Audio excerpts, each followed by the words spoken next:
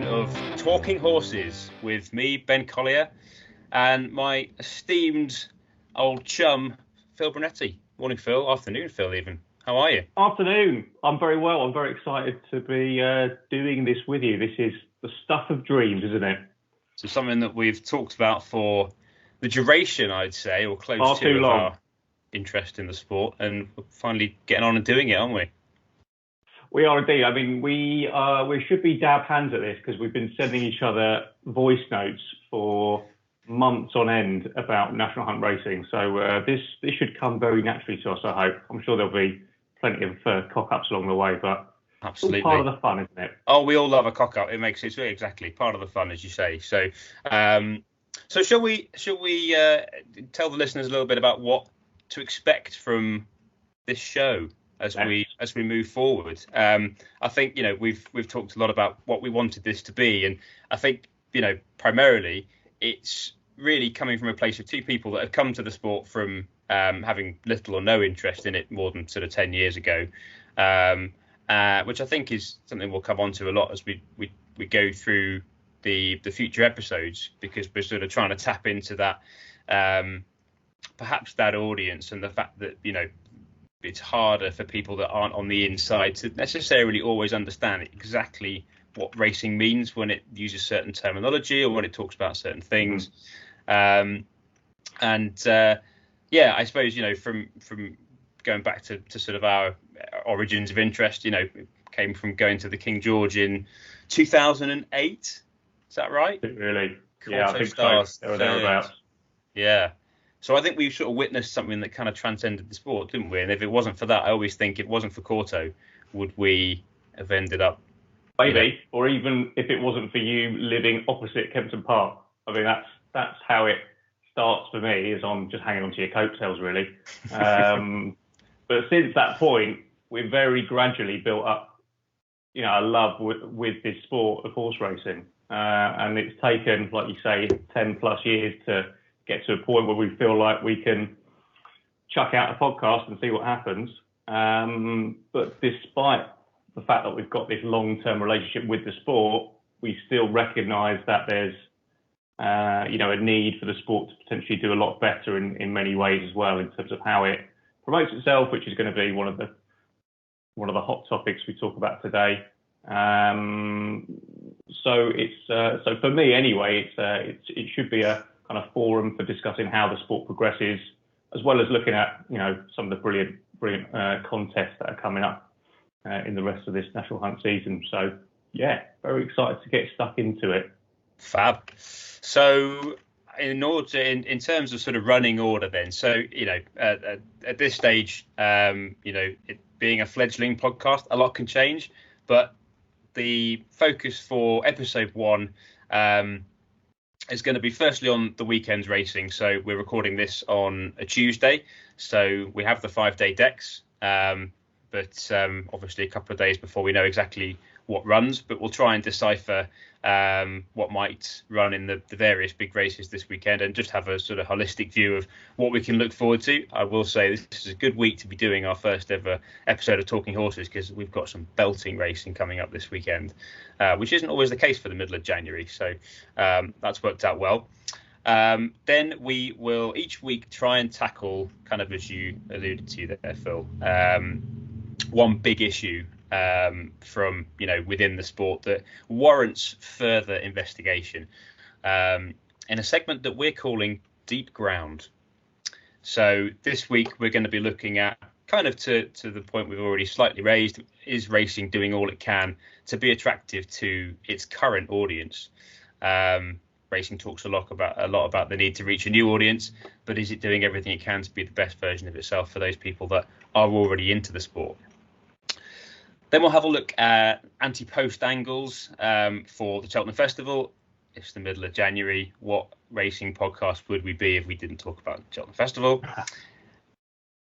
And then we'll finish with a segment we're calling 3 Out, where we turn into the home straight and tackle 3 burning questions before we reach the winning post, and hopefully we can negotiate those as nimbly and efficiently as Galopin Des Champs did on Chasing debut at Leopardstown over Christmas.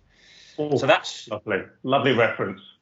That is still one of the sparkling moments of this season for me, and I'm sure for many people. So we'll come on to him anyway. So I suppose without further ado, should we have a look at this weekend's racing? Let's have a little look at what's going on. I mean, like you say, a great weekend ahead to be starting off something like this, because there's there's no better place to start than the Clarence House Chase. Maybe you want to introduce what that's all about and what level we're talking about here. Absolutely. Well, I shall refer to my notes because I made some plentiful ones when doing the prep for this show.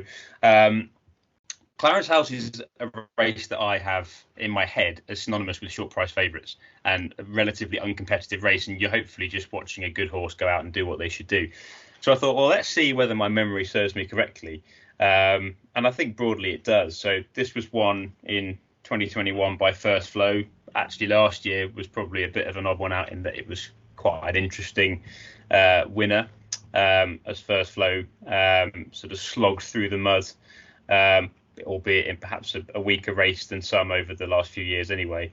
Deffy was super impressive in 2020 against probably slightly over the hill Underso, who was coming back to try and win it he was trying to win it for the fourth time.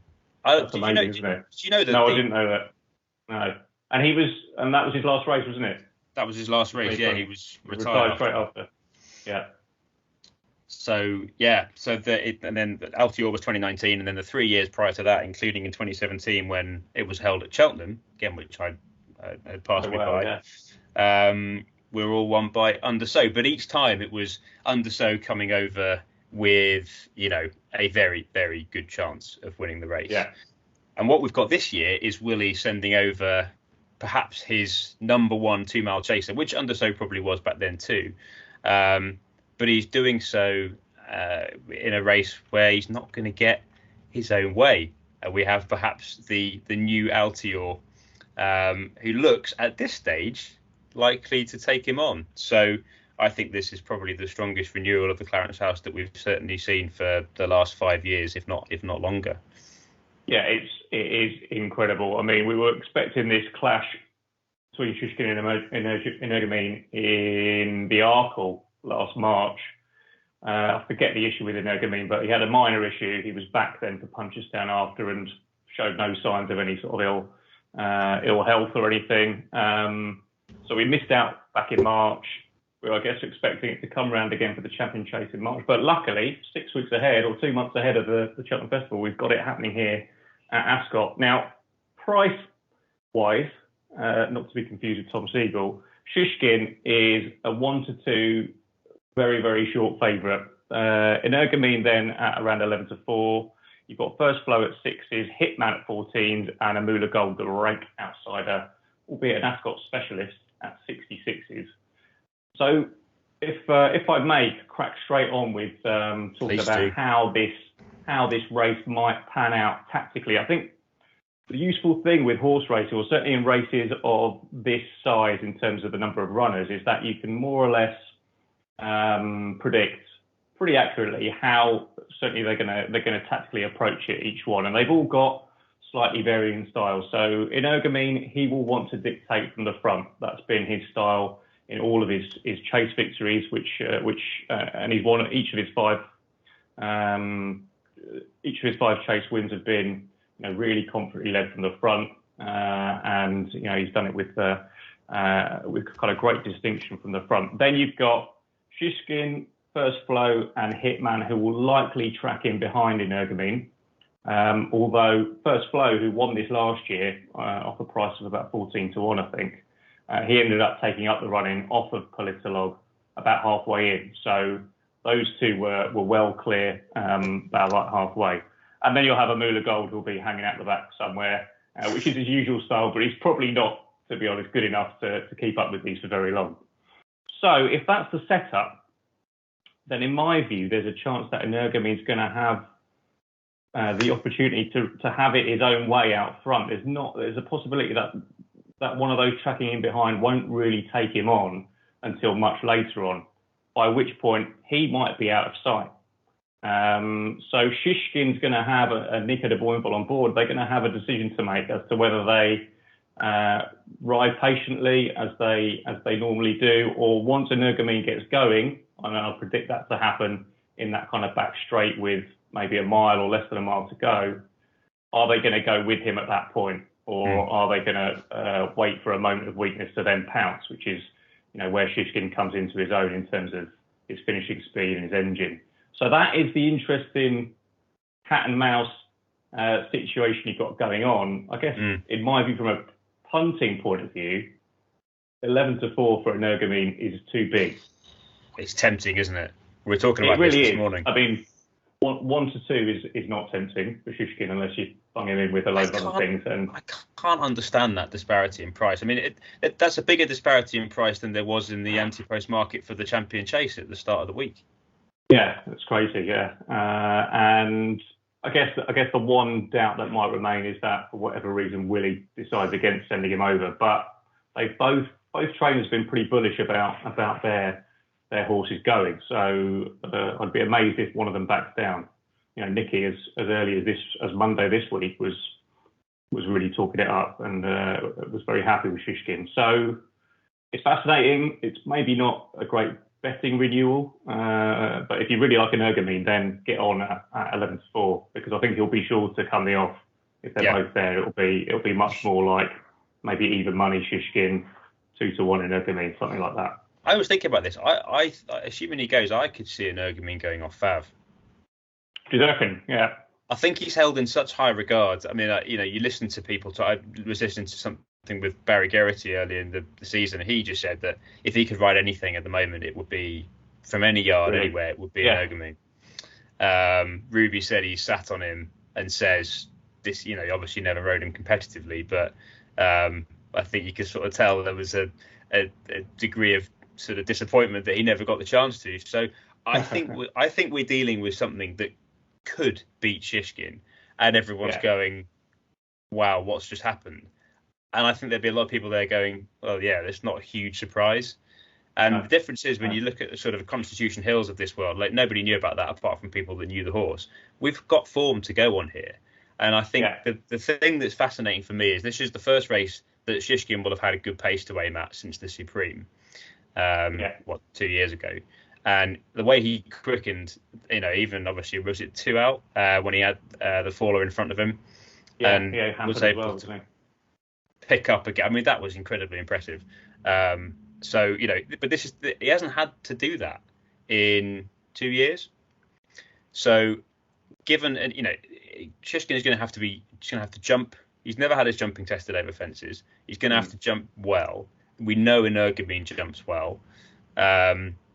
And I think you were saying to me the other day that Energumene's probably raced in stronger races in his career so far over fences than Shishkin has. Yeah. So it seems, I think I'm totally with you. I mean, I've almost, it's not really my style to bet on something at 11-4, in a sort of, but equally in what's going to be a match, 11-4 seems very compelling given the evidence of the form. So I think so. I mean, I look back at a few of Energumene's previous runs. The one that really stood out, or probably the most competitive one, was the one at the Dublin Racing Festival last Feb, where he was coming under pressure at varying stages. He led from the front, but he was never sort of 8-10 lengths clear at any point.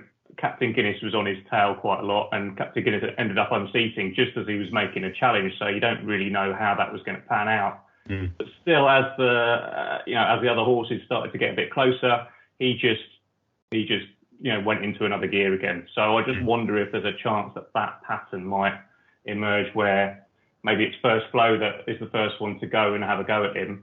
And he'll just deal with him and bat him away, and First Flow will be pulled up with a quarter of a mile to go. I mean, the demolition job he did on Notebook in his reappearance back in December was absolutely amazing, really, because Notebook's no mug. This is a dual Grade 1 winning chaser. And they went toe to toe, they went properly at it, and Energumene just broke him, basically. And he ended up being pulled up, or I think he finished 45 lengths back or something. And for a reappearance run, that was mightily impressive. So, betting wise, I guess I'd favour Energumene, obviously, just because of the value. But what a contest. Yeah, absolutely. I said I'm not one to get involved at 11 to 4. I should point out 11 to 4 is never a bad price to back a winner at. But Okay. Right. At this stage in the week, perhaps that it wouldn't be a normally considered value. But the more we talk about this, the more I think it might be. We're talking ourselves into a bet, aren't we? Which, as long as we're doing it sensibly, that's fine. Exactly. So excellent. That's going to be a cracker, and it's a decent card at Ascot as well. Then we've also got two other big meetings over the weekend. We've got the Peter Marsh day at Haydock on Saturday, and which we're going to look at now. And then we've also got this amazing, what do they call it? Millions weekend? Winter Million, that's it. At Lingfield, which occurs over 3 days from Friday to Sunday. Interestingly, Friday and Sunday are jumps, and Saturday is all weather, including the Winter Oaks. I know relatively little about the whole thing, but we'll come on to Lingfield in a second. But firstly, with the Peter Marsh, so this is one of those races where it just turns into a slog every single time. 3 miles plus in a winter ground at Haydock, and there's just so many things that can go wrong. I always feel that if a horse isn't completely right for a race on soft ground at Haydock, then it gets shown up and they run terribly. But it's generally one that you'd probably look for something that's got some course experience on that type of ground. Yeah. And it is well capable of having a classic slog. I noticed the forecast, as it is for down here, actually, for Ascot and Lingfield, is pretty good for Haydock for the rest of this week. Right. The ground is soft at the moment, so it's unlikely to get much worse. But, I think given the sort of temperatures, I think there'll still be plenty of moisture in the ground. So I think it's still going to be a test. So we've got it's a fascinating set of entries we've got at this stage. So Royal Pagaille is attempting to retain his crown off a £7 higher mark, which is certainly doable given actually what I thought was a pretty impressive reappearance run behind A Plus Tard that nothing was going to get near back in the Betfair Chase. He'll obviously, and he won this easily last year, didn't he? Yeah, 20 lengths plus. Yeah, so £7 shouldn't be a problem, you'd think. Should be. You want the ground to be soft enough for him, but I wouldn't. Yeah, the ground at this. If I was having an anti-post bet, the ground certainly wouldn't be putting me off at this point. Empire Steel is in there, lurking on a very good mark, having fallen 4 out last time. So obviously the handicapper can only put them up if they fall after jumping the 3rd last. Is that right? Yes. Yeah, if they fall at the 3rd last, they can go up for it. Yeah, I think that's right. So, so that was obviously why Chambleu has been such a compelling proposition for future handicaps, given that he was going to win the Charlie Hall by an absolute street, but his mark hasn't changed because he fell 4 out, I think. So, Empire Steel looked like he was going to win at Wetherby over Christmas. So he's definitely lurking off a mark of 140. Remastered and on card, Renew rivalry from Haydock pre-Christmas. I thought that Remastered he was carrying more or less top weight, I think, on heavy ground or certainly testing ground, whereas now he's carrying a much lower weight, and I just wonder whether that might be the difference, because I think he travelled and jumped brilliantly, and I think maybe it was just the weight on soft ground that got the better of him. So he'd probably be my second choice, but the one that I picked out for this that I thought was a bet at the anti-post prices is Lord de Menil. Okay. Who has got absolutely, I was looking at this in a bit more detail, and he's got phenomenal Haydock form. He's raced 4 times, 3 wins and a second, and his last run was a courageous second place in the Roland Merrick at Wetherby over Christmas off top weight. He absolutely relishes the stamina test on soft ground, and he loves Haydock. So I think he's available at 8 to 1 in a couple of places as we're talking. So he's entered in the Fleur de Lis at Lingfield as well, but that's over 2 mile 6. So, given that the bulk of his form has been over further, this would surely be and his love for Haydock, this would surely be the target. So yeah, I thought at this stage Lord de Menil could be a nice bit of each way value, but it looks a good race, and obviously there's a few horses that are double entered over the weekend, so I'd advise any anti-post bettors to just look carefully at those horses that have double entries, and just be sure that the horse you're planning to back is likely to go for that race. Any other thoughts on the Peter Marsh? Yeah.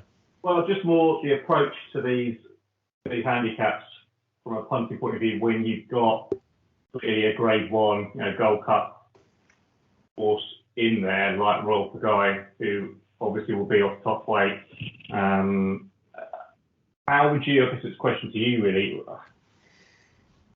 do you worry so much about weight carrying when you're dealing with a horse that, on ratings alone, forget about what weight they're carrying, they are, head and shoulders above the rest of the pack, particularly with a bit of course form? I'm just interested to get your take on how you might factor that in. Whereas normally in most handicaps, you've got horses who are near enough being a kind of Grade 2 at best to lower company. So it's a right angle.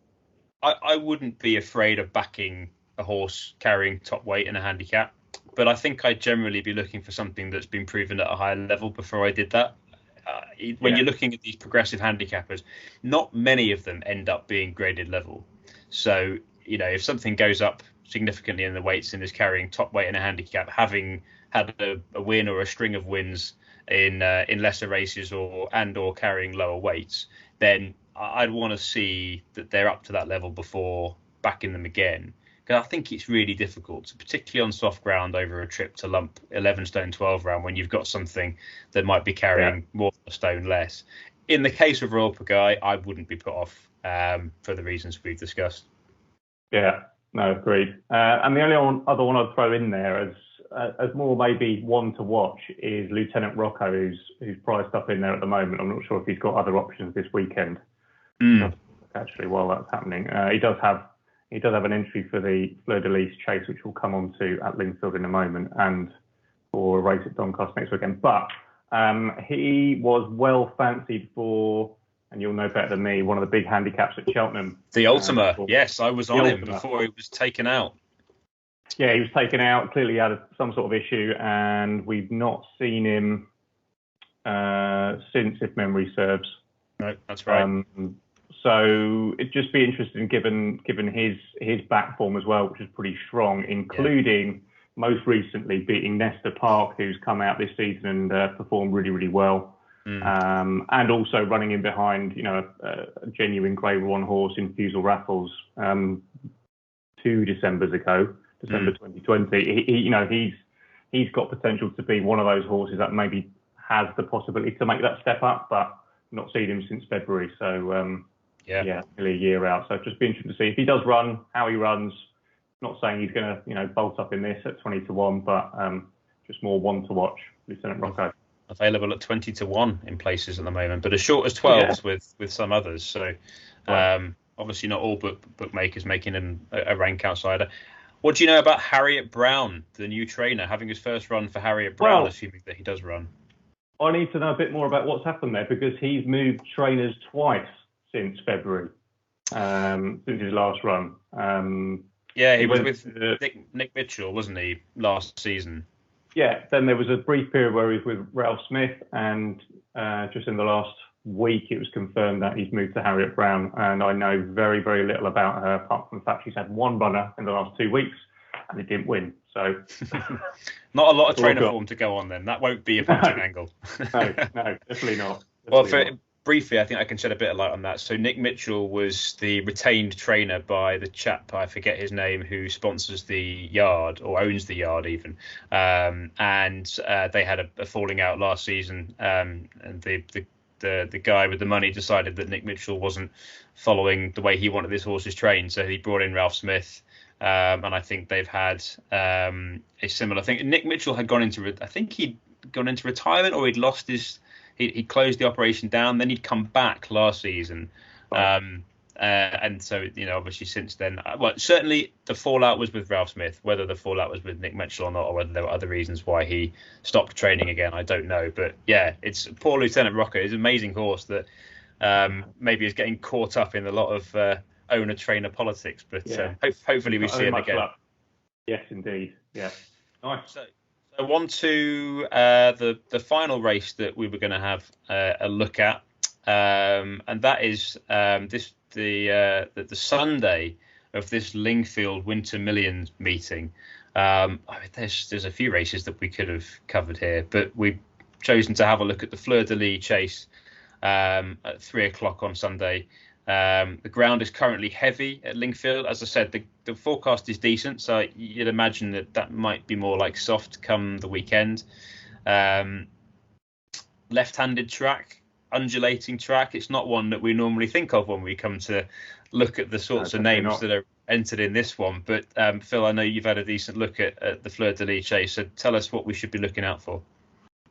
Well, the first thing to say about this Lingfield meeting in general is that this is a great shot in the arm for the sport in the UK in terms of, financial incentive for horses to come here. So you've got quite a lot of representation from the other side of the Irish Sea making their way across in a variety of races, which is fantastic. And they're not just sending them across to get a mark and say, oh, by the way, we're not coming. I think they're genuinely here to win some big pots. And this is, I think, the biggest pot of the lot, which is worth about 78 grand to the winner, which is, about 10 grand off what horses will be winning at the Dublin Racing Festival in a couple of weeks' time. So definitely up there in terms of prize money. In terms of this race, there's some real old favourites from the kind of staying Chase brigade, including a few we've already talked about in reference to that Haydock race. But the one for me, not very inspiring choice at the very top of the market is Fakir Dudery, who's coming across for Joseph O'Brien from Ireland. He stands out on ratings, in age profile terms as well. He's just turned 7. The kind of company he's been keeping over in Ireland in terms of who he's been running behind, the likes of Allaho, who rules the roost in terms of 2.5 mile chases at the moment.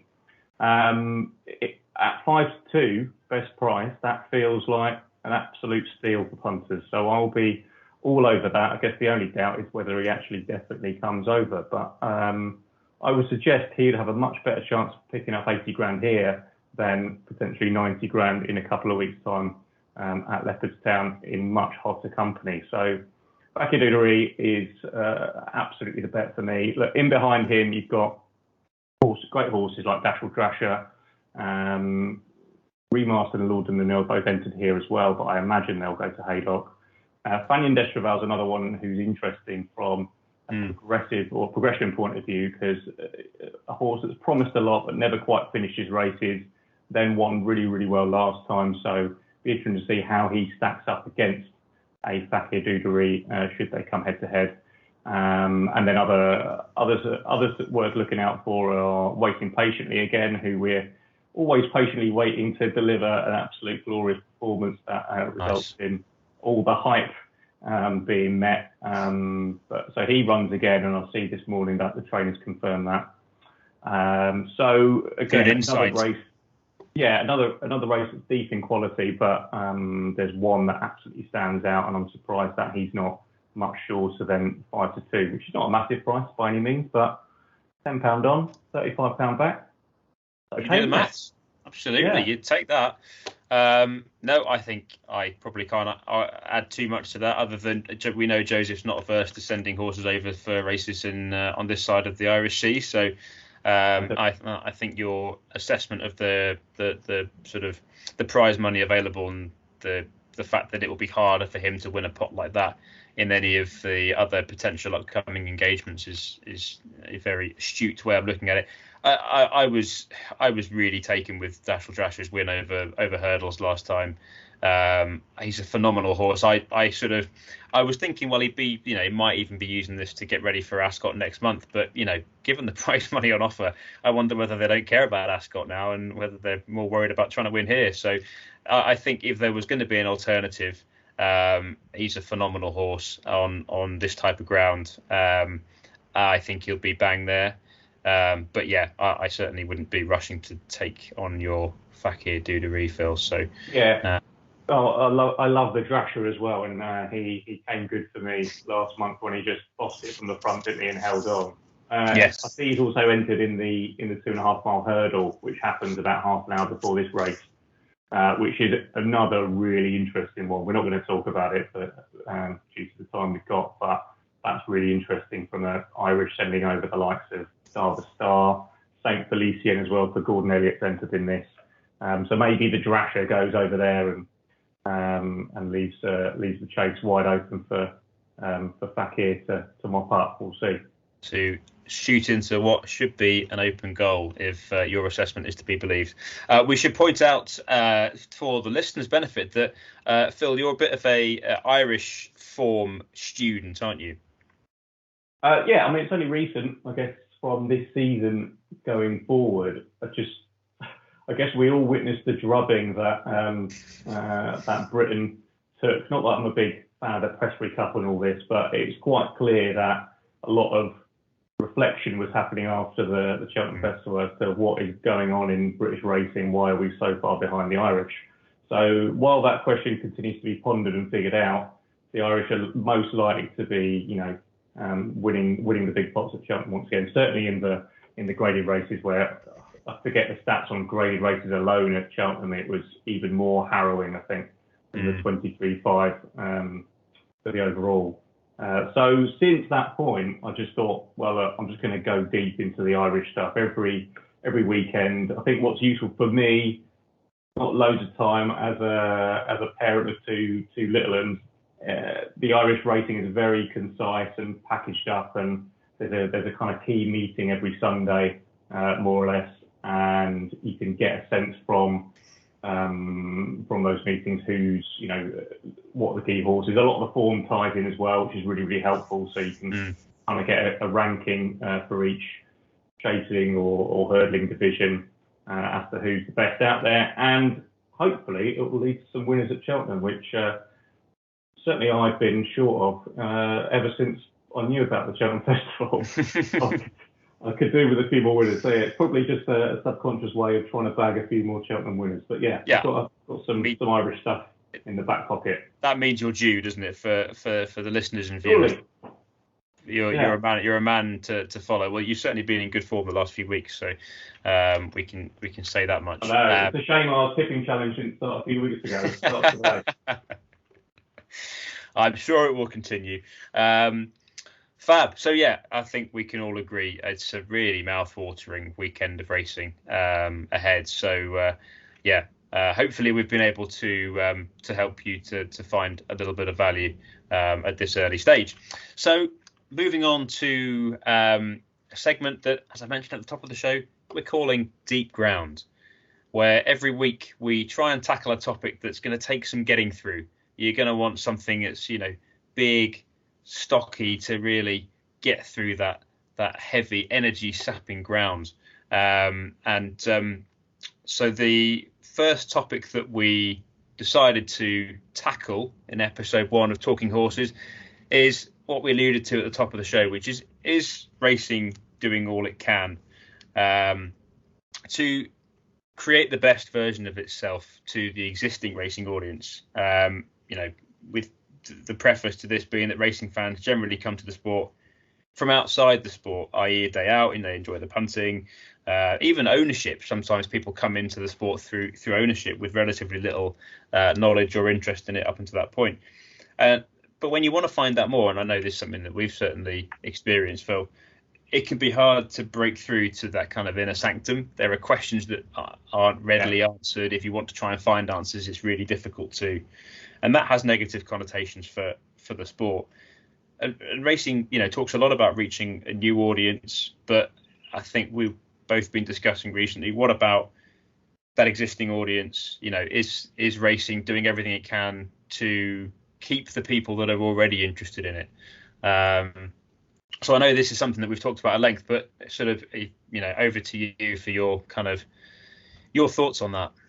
Yeah, I guess I came at this question from the point of view of how we, our early years of our relationship with the sport. So casual race goers, slowly building up the number of meetings we were going because we enjoyed the day out first and foremost.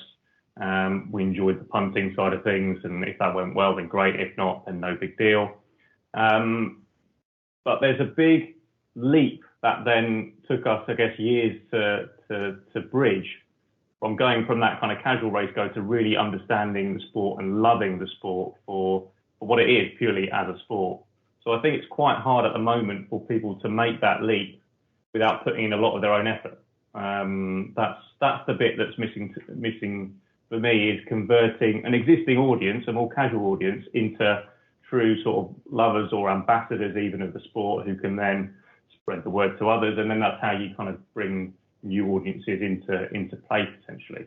I think that's probably, from a racing authority's point of view, that's probably an easier target than trying to just attach yourself to the younger generation who just might not even be interested in the first place. So I guess the question is, how do you then excite people like that about, the actors or the characters that are in the sport, whether they're human or equine, and how do you inform people about just how brilliant they are as athletes?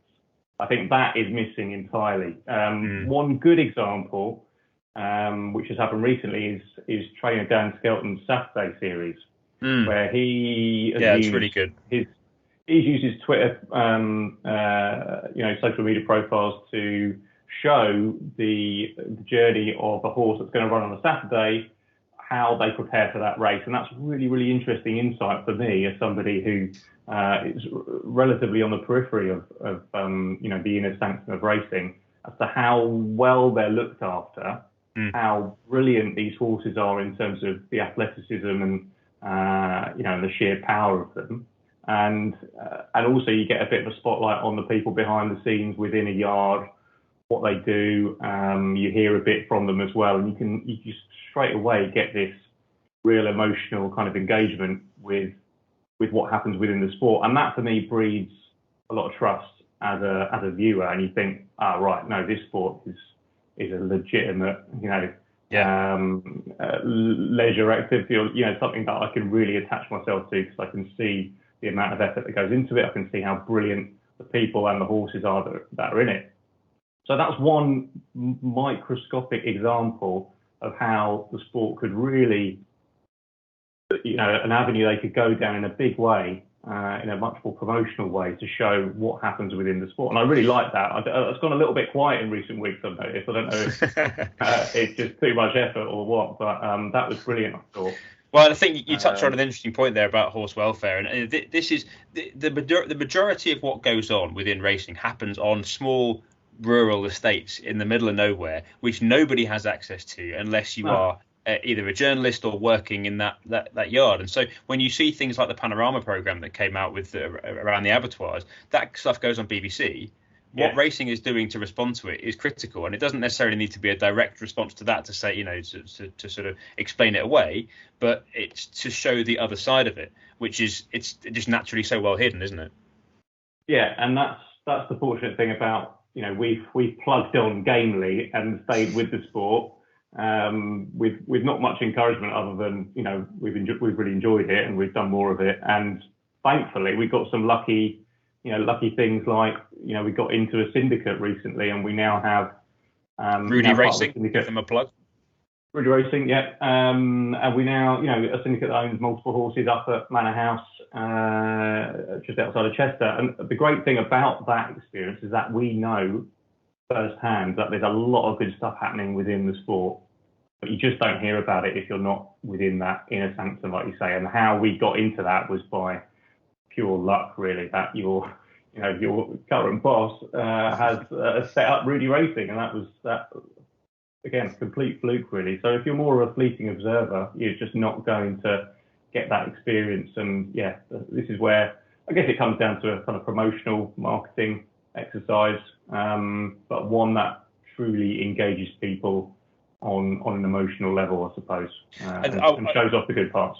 I wanted to ask you about the emotional bit. That's a really interesting one. And you made this point the other day about how people engage with sport in general, whether it's a team or an individual. Yeah. And that is such an obvious part of the enjoyment of sport with football, rugby, cricket, golf. So many of the other sort of competitors, if you want, for that racing has in terms of its audience. So, perhaps if you can sort of expand a bit more on that point you were making the other day around the difficulty that racing has and what you think it might be able to do to sort of counteract.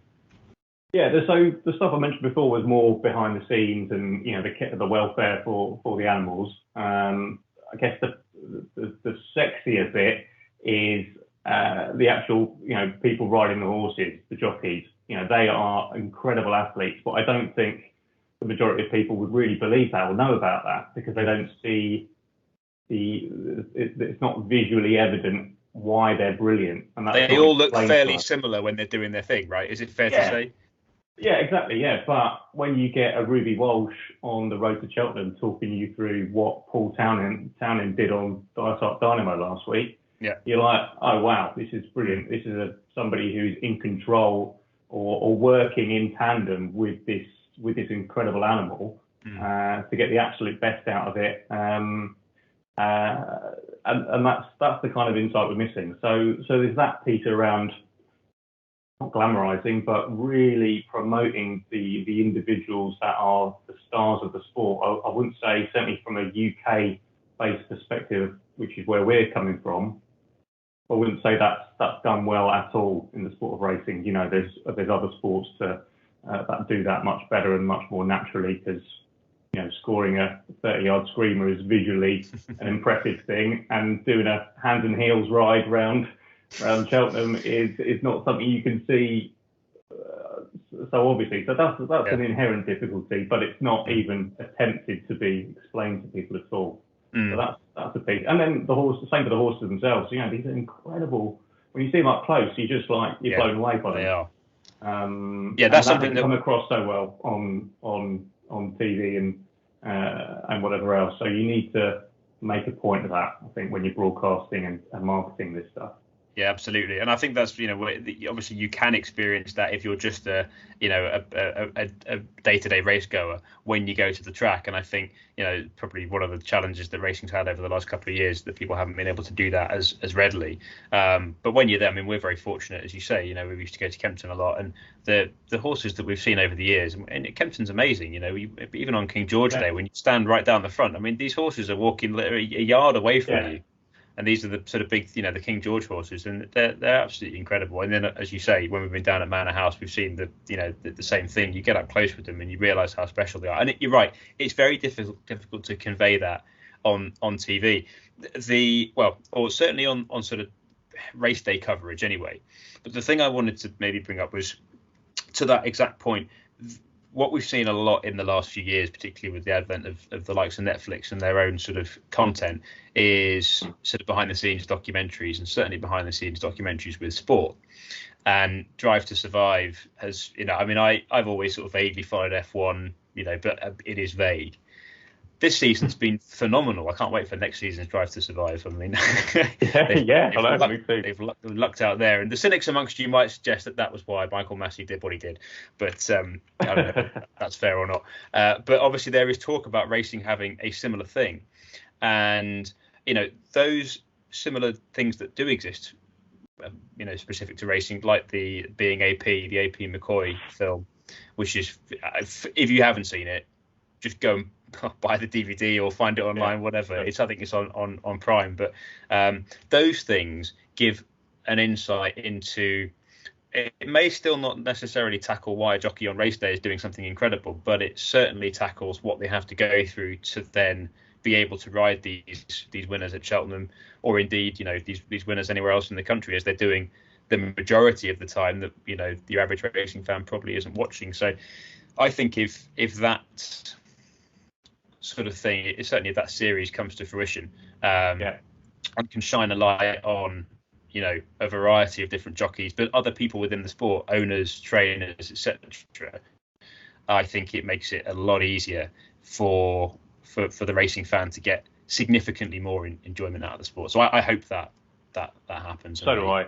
And you can have your opinions on Netflix and their involvement in sport and F1 in particular, but one thing they are the best at is really, again, drawing on that emotional side of the individuals that are in this sport. And that's the bit that gets me.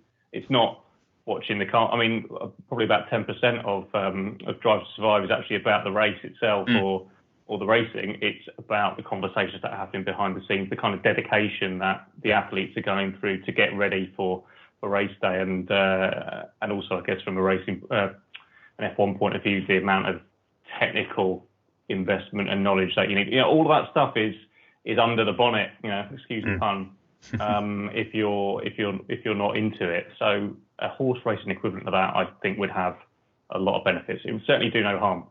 Yeah, I completely agree. And just sort of mindful of time, there was one other thing I wanted to raise that we talked about, and it's a really interesting point you made the other day, actually, around the human interest element and the actual the jockeys themselves, and the difference between Ireland and the UK. Ireland being a country where racing is sort of more closely woven into the sporting sort of fabric. Maybe there's a little bit less competition. Obviously, you have extra sports over there, Gaelic football, hurling, which are hugely popular. But racing probably takes its place within the sort of top 5 sports. Whereas in the UK, racing is well down the pecking order, has a lot more sort of competition. So that was a very interesting point. And you mentioned that people like Rachel Blackmore and Ruby Welsh are sort of regularly talked about as leading sports personalities in that country, whereas AP McCoy is about the only one that would have had the same platform over here. Is that fair to say? Well, I think so, yeah. And I guess if you weigh up what's hitting the headlines on a mainstream national basis from the sport of racing, it's all negative.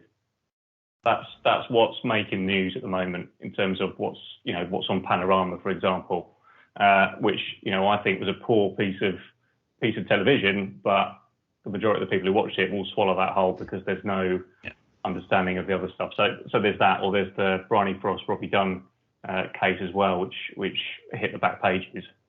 Whereas the glory and the dedication and the athleticism and all the the kind of prestige associated with being in racing, that's in, you've got to go several pages into that back part of the sports section to get it in the UK at least, and that's not a problem for the media to solve as such. I think that's one where you invest time, money into the media as an authority for the sport to raise its profile. So that's the problem at the moment.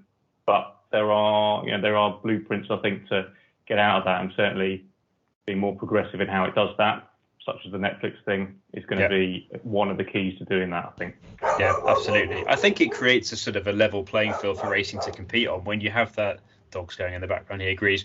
When you have that sort of the human interest thing, therefore racing becomes just the nuance of the sport that's different, but the actual fundamentals of people coping with the day-to-days of what they do and how they do it and how they have success doing it, is a consistent theme and one that has clearly worked to the benefit of other sports. So, and anybody watching that can relate to that. Can see the time people are putting in, and you think, wow, I've got so much more respect for this person, and actually, as a consequence, the whole sport, because I see what's going on now. Yeah. That's what happened to me when I watched that AP film. I thought, on the surface, you think AP's quite a tricky sort of grumpy character who wins a lot of horse races, and that's it. Then when you see what he's going through, and actually there's a lot of humour and a lot more sort of depth to his character in that film that comes through. That makes all the difference. And I would probably challenge that as to how mainstream that film got. I think it's probably, again, for people who know who the guy is and are willing to go out and buy the DVD or rent it or whatever. So maybe still not that widely available. Whereas the Netflix thing, I just think that's an really interesting one. So I'm desperate for that to come to life. It would be fantastic. Yeah. look, there's a load more that we could talk about here, but I think in the interest of time, we'll cut it there. But some really interesting thoughts, and I really do think that racing needs to think less about a new audience and more about its existing audience. I used cricket as an example too the other day. Cricket has shot itself in the foot as far as I'm concerned, bringing out so many different formats. You just don't know what the end goal is anymore. It's so hard to associate with players and teams and formats because there's so many of them. So I think racing needs to focus less on things like racing leagues and all these sorts of new exciting ideas to try and attract a new audience, and focus on its own database, for want of a better phrase. So anyway, I think last word, those we've done that already, but they're running before they can walk, in a sense, with those new ideas around new audiences. Convert more people who are casually interested first. Yeah, agreed. Totally agreed. Fab.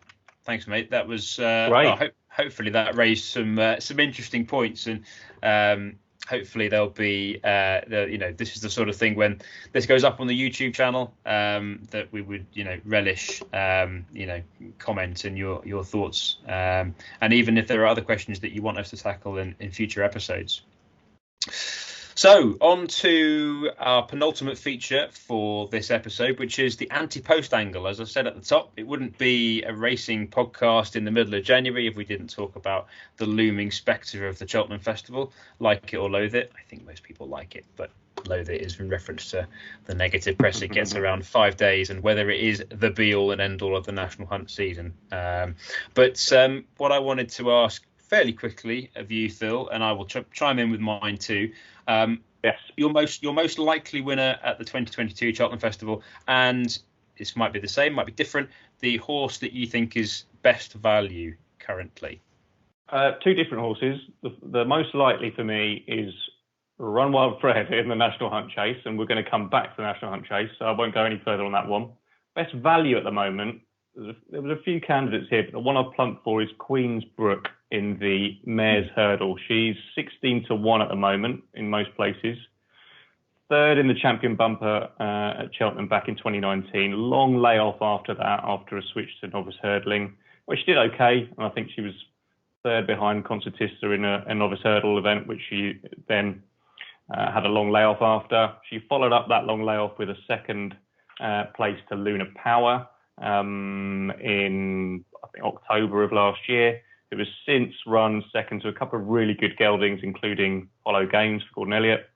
And then since that win, Queensbrook beat Ciel de Neige, who has since won twice. So that's a taking piece of form. Now, it's a very open market, this Mares Hurdle, and you've got names who have won at Cheltenham, like Tell Me Something Girl, who's I think currently favourite at about 4 or 5-1. So it's an open contest, I'd say. But Queensbrook at 16s has gone under the radar, I would say. Yeah, I totally agree. And I would add that Gordon said at the start of this season in the Racing Post Stable Tour that she would have a good chance in a race like this, and obviously won this race last year with Black Tears. So yeah, I think that's a good shout. He might know, yeah. He might know a thing or two. Yeah. Gordon Elliott knows a thing or two about winners at Cheltenham. Don't say it. Tell me yours. Yes, mine. So, I mean, I don't want to be boring. I don't want to say Honeysuckle because that's probably the first name that pops into everyone's head. However, I'm going to have two. I'm going to take the Gavin Lynch and Up in the Ante approach, and I'm going to have two. I think you have to say that the Honeysuckle is okay. I've probably not read the question as what's the word, as sort of straightforward as you have there, but Honeysuckle would absolutely be a very likely winner. I just can't. I will say at this stage, I've backed Adagio each way at a nice big price after his second in the Greatwood. I could totally see him filling a place, but yeah, I don't think he's going to be beating Honeysuckle. Yeah. Okay. But the other I'd go for would probably be Bob Ollinger. So two pretty boring ones, but I think Bob is. We were talking about this over the weekend. That performance on Sunday, you'll see horses win more impressively, maybe, but I think he beat a good horse in Capodanno that was ready to give his best that day. And that's probably the biggest test he's had in a while. Certainly bigger than the one he had at the festival last year, where he dealt with them in no uncertain terms. He showed he can jump. To be honest, I don't think he needs to be the slickest jumper in the world. With that engine and that turn of foot, I think he can jump okay and still win at Cheltenham. I think that will now push other horses away that might have gone for that if he'd won by a whisker or even come second. So Bob Olinger for me looks definitely one for the multiples. I think what's amazing about him is that when you think he's in a little bit of trouble, within a few seconds the worries are gone and he's on terms and looking very, very comfortable. And then as he did against Capadonna, I think he finished 7 or 8 lengths clear in the end. Yeah. Whereas turning in, you thought, oh, we're in for a battle here, but yeah, he just finished it very quickly. It's fascinating to think where he might go next year. I mean, on one hand, you think, well, he did go for a Gold Cup. I could see him winning a Champion Chase. That speed. I know they thought about Champion Hurdle for him this year, so I would be surprised if they came back in trip for next season. And what a mouth-watering prospect that would be if you had Bob Olinger, Shishkin, and Energumene in the same race. But these are the things that we dream of that rarely actually come to fruition. So we'll hold our horses, no pun intended, on that one. And then most likely or best current value. This is a tricky one, but I came down on Dysart Dynamo for the Ballymore on this one. Oh, okay. Because I think that the Supreme is so competitive. I mean, John Bond, Constitution Hill, Sir Gerhard, now Dysart Dynamo, all around between sort of 3 and 5 to 1. All would have really strong claims for winning a Supreme in a normal year. And the Ballymore, relatively, is wide open. I think if you look at the way Dysart Dynamo went about his business the other day, he's clearly got a bit of speed, but good jumper and won over 2-2 on his debut, 2 miles and the Moscow Flyer at the weekend. But I think this horse is clearly going to be able to get round 2 mile 5 at Cheltenham, and I think if he goes there, he wins. So I would think that we're going to come on to this in a sec. I'd be surprised if Constitution Hill went here. I think that Nicky will send them both, given different ownership, to the Supreme. I think we know, barring anything unforeseen, I know it's Willie Mullins, but we know Sir Gerhard is likely to go to the Supreme as well. I don't see why a shrewd trainer like Willie Mullins would send 2 likely grade 1 winning novice hurdlers to the same race. So I think he's around about 5 to 1, something like that for the Ballymore. If he goes there, he'd be close to even money favourite, I would have thought. Yeah, that's a good shout, especially knowing Willie's approach to Cheltenham. He just wants winners. So Benny Didier, several times was talked up as a potential champion hurdle horse and all the rest of it. She just kept going back to the mare's hurdle, and there were mares previous to that who are much more well revered than Benny Didier, who did the same. Quivega won 4 mare's hurdles, did she? She did, yeah. There's a horse that could easily have probably stepped up into bigger races or bigger prize pots, but he just wants to win the race that they are most likely to win. So that Ballymore feels open. Yes, you've got Journey with Me for Henry Bromhead, who has gone down that same Bob Olinger route, I suppose, which is sort of the thing that's most in his corner so far, apart from beating a maybe below par Kilcrook. But that feels like if you send Dysart Dynamo, I think that's pretty solid. What was the value again? What was the price? 5 to 1. So him and Sir Gerhard are top of the market. And the other line of thought there was that if you look at the line through, I know Gringo de Brel was going back to 2 miles, having run over 2.5 in the Cello, won by Stage Star, but Gringo de Brel was beaten relatively comfortably by Stage Star. He was obliterated by Dysart Dynamo. Yeah. So you can certainly rule out, if Stage Star is the best of the British, then a British horse ain't winning the Ballymore this year. No. So there we go. Great. So that is our Cheltenham Festival Antepost. Certainly our most likely winner and best value. Do let us know your thoughts. You might think that's a load of complete bollocks. If so, we'd love to know why. But the other thing that we wanted to tackle with an eye on Cheltenham, or more than an eye on Cheltenham, is the National Hunt Chase. because this is a race that obviously you've alluded to there with your most likely winner, Run Wild Fred, Phil, which I'm very much floating around as well. I've not had a bet in this race yet, but we've looked at it a lot in the last few days, and I'm starting to think it might be time. But the qualification for this race, and again, this ties in with sort of what this show is all about, sort of putting a spotlight on some things that are maybe not made as clear as they should be, is a really interesting way of finding value, because there's a lot of horses towards the head of the betting that are not qualified for this race. And so you can quite easily look at the betting and think, oh God, this is wide open. But then actually when you go into it in a bit more detail, it's not. I'm going to get my iPad out here because I've got some notes on this that I wanted to reference. But essentially, well, the qualification criteria is that horses have to have run over, and they updated this in 2019 when they changed the distance of the race after that 2019 race with so many fallers and fatalities. So along with bringing it back a couple of furlongs, you've got to run in at least 2 chases in your career, and critically, you have to have finished in the top 4 in a chase over 2 miles, 7.5 furlongs or further in that current season. Now, when we looked a little bit further into the horses that are towards the head of the betting the other day, we noticed that there's quite a few horses in there that are actually not yet qualified. And given the late hour, it's, running horses between now and the Cheltenham Festival to get them qualified. Is that going to be a hindrance to their chances? So we look back at the history of this race, and we look back at the 5 most recent victors: Galvin, Ravenhill, Lebroy, Rathvinden and Tiger Roll. And Galvin, Ravenhill, Tiger Roll, they all had their last run before the National Hunt Chase in October or November. And Lebroy and Rathvinden were the outliers there. Lebroy had his last run on the 19th of Jan. Rathvinden was sort of the real outlier. He ran at the Dublin Racing Festival, but he was running in a Grade 1 chase. I think he fell in that. So they obviously thought that horse was pretty good. He was well fancied on the day at Cheltenham.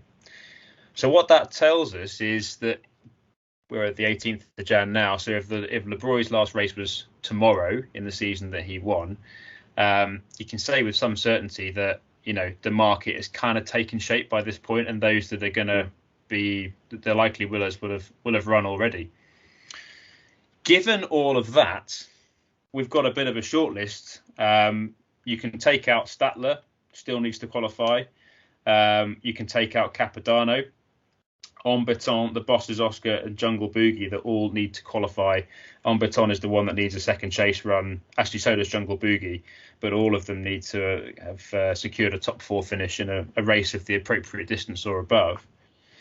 And they're obviously all, towards the top of the market. And that leaves you with Run Wild Fred, Vanillier, Fury Road, 3 Under through 5, On the Ropes and Brayside.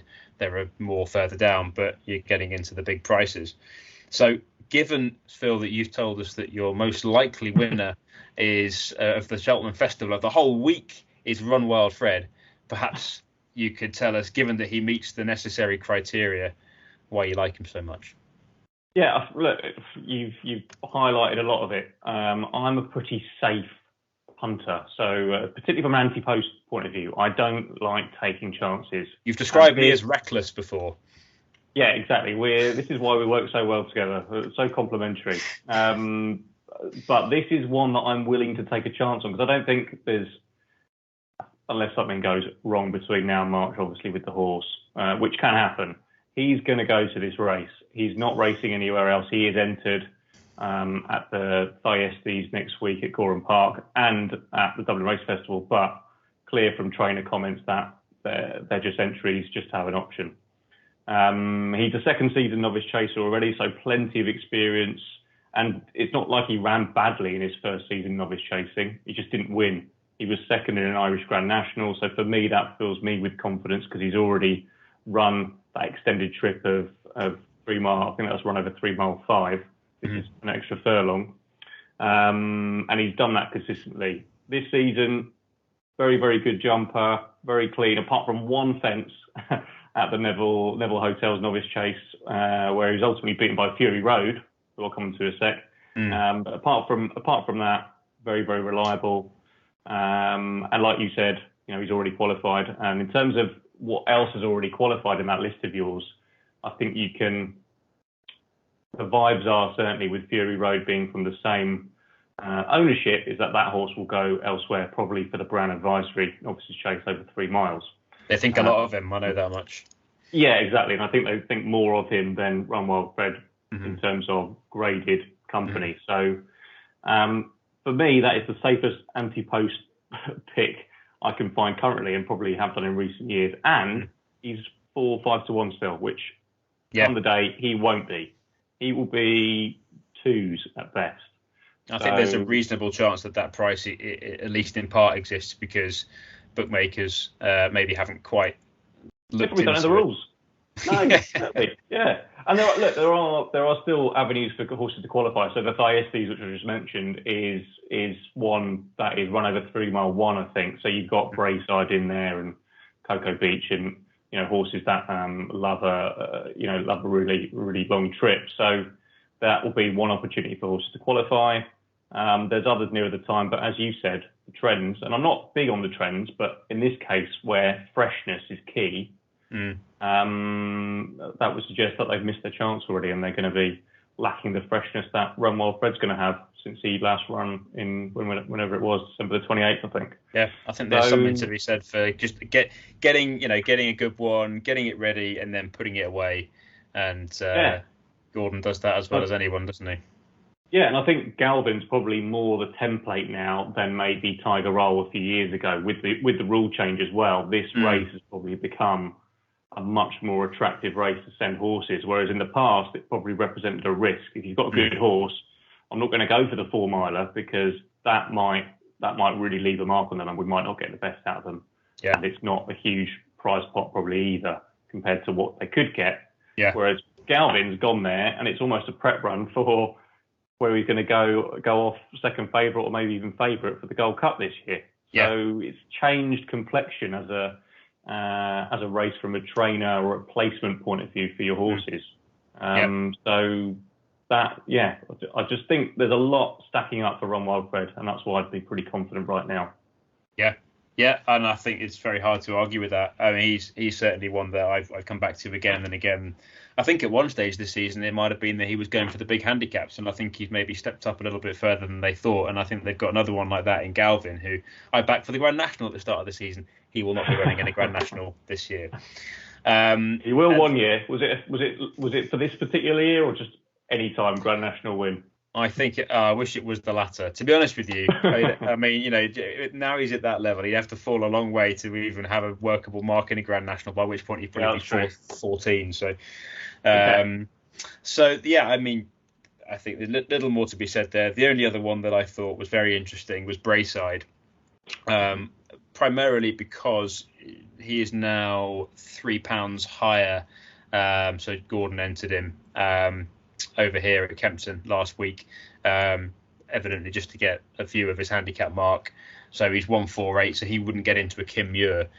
He's for the same owners as Mount Ida, who obviously famously won it from trading at 999 to 1 in running last year. So I think that was a very, very taking, eye-catching finish at Leopardstown in the Paddy Power over Christmas behind Schoolboy Hours, carrying more weight than those ahead of him, I think, certainly than the winner, and never nearer than at the finish. So I would be interested if that horse ran here, and I'd almost be.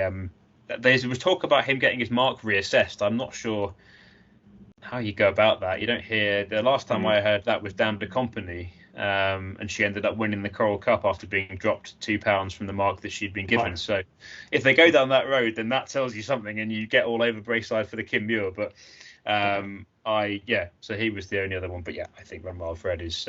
And to be honest with you, if you are a safe punter like our friend Phil here, you can have him each way, can't you? And you'd probably be absolutely fine. And you'd feel fine about it. You would. Honestly, it's fine. It's fine, guys. Just do it. Have your ass. Better than a straight loser. Absolutely. Brilliant. Excellent. So thank you for your thoughts on that one, mate. That's hopefully that's created a bit of clarity for those of you that were still looking at that race with a bit of fuzziness. And then the final feature of Talking Horses each week is going to be a segment that we're calling 3 Out. And as I mentioned at the top, hopefully we'll be able to get through these questions quickly and nimbly and efficiently. And so we'll crack straight on with those. The first is Constitution Hill and John Bon are trained by Nicky Henderson. So Gerhard and Dysart Dynamo trained by Willie Mullins. They, between them, represent the top 4 in the betting for the Supreme and are pretty prominent in the betting, bar John Bon, I think, for the Ballymore. My question to you is, will they be split up or will we have the greatest Supreme in living memory? I wish it was the latter. I really did. Before hearing your argument just now about Dysart Dynamo going potentially for the Ballymore, which, knowing a bit about how Willie Mullins likes to approach Cheltenham, is quite likely to happen, I would suggest. So you might have 3 of those 4 going up against each other, which would still represent a great spectacle. And there's others not mentioned who would play a part in what would be a pretty deep Supreme. I would suggest that's probably going to produce a lot of Grade 1 winners going forward. But I think we're going to get 3 out of 4 instead of 4 out of 4. Yeah, I agree. And it might not be Dysart Dynamo. The only other one it could be is Constitution Hill, because I think we're into unprecedented territory with Henderson having 2 hurdlers of this ilk. I think people talk about Altior and Bouvardere running in the same Supreme. I don't think they thought Bouvardere was as good as Altior, nor has that been sort of borne out in time. I think they have 2 here that are seriously good horses. So, they're different ownership, but I can see why you might not run them together. But yeah, I think 3 out of 4 is and it probably will be the 3 that you've mentioned. Gold Cup versus Brown Advisory. We've got some great staying chasers going on at the moment, and some competitive anti-post markets. What is the stronger race? The 3 Mile 2 in open company, or the staying chase Grade 1 for novice chasers at the festival? 2 ways of looking at this. One is, where is the best horse across the 2 races? And for me, it's in the Brown Advisory novice chase. And the horse is Galopin Des Champs.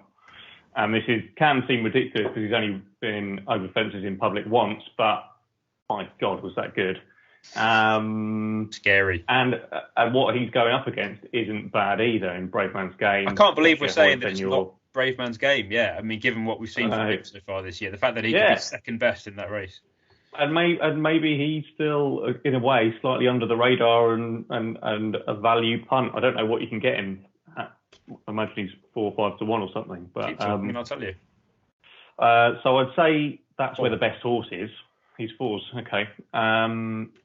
The deeper race and the more competitive one is the Gold Cup. I love the fact, and this is not just because I backed him at Christmas, I love the fact that Galvin's come in and kind of upset the apple cart, and it seemed very clear that Appletard was the lead staying chaser and was, a shoe-in for the Gold Cup and would go off even money.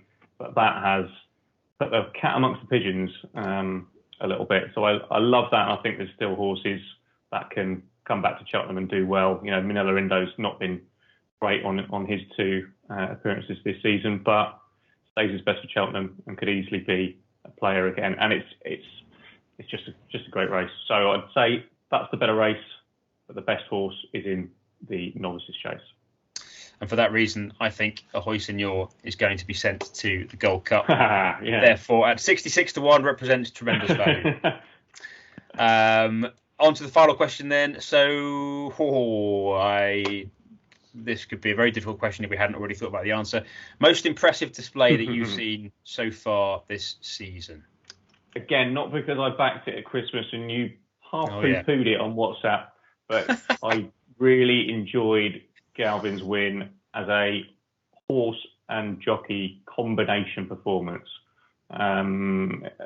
Different tactics on Galvin versus his previous performances. Rode much closer to the front. At one point, looked like what inevitably was going to happen was that Appletard was going to, track and pick up the pieces, which looked to be the case. this thing that Rachel Blackmore does with her horses when she does that is kind of cross over a little bit in a I'm sure a very legitimate way, but it forced Davey to really get Galvin going, and the way he sort of came up that home straight was just very exciting. I'm sure there were probably more impressive individual performances. We've mentioned Galopin de Champs, and maybe that's yours, but I just enjoyed that race. Well, and given that you mentioned at the top that you've got 2 young children, obviously, your celebrations have to be more considered these days. Out of 10, what sort of level were we talking when Galvin got up? I was watching that in a toilet, actually, just getting a bit of me time. Wish I hadn't asked. Yeah, so I went full volume on that one. Excellent, good stuff. Maybe that I might have been to ask something else. Brilliant. Yeah, no, I would agree. I thought he was cooked, and that was I had to eat my words after that, which I did, and I'm always happy to do. Humble pie was had. Indeed, it was, and it tasted awful. My most impressed. So, Galopin de Champs is. I'm not going to say that though. I'm going to say Brave Man's Game in the Quarto Star Novices Chase at Kempton on Boxing Day, and Galopin was amazing because so often at Leopardstown it seems to me that finishing straight is uphill, and I don't think the TV necessarily shows it particularly well. No, it doesn't. And therefore I think that explains why horses often look to finish quite slowly, whether it's 2 miles or 3 miles plus.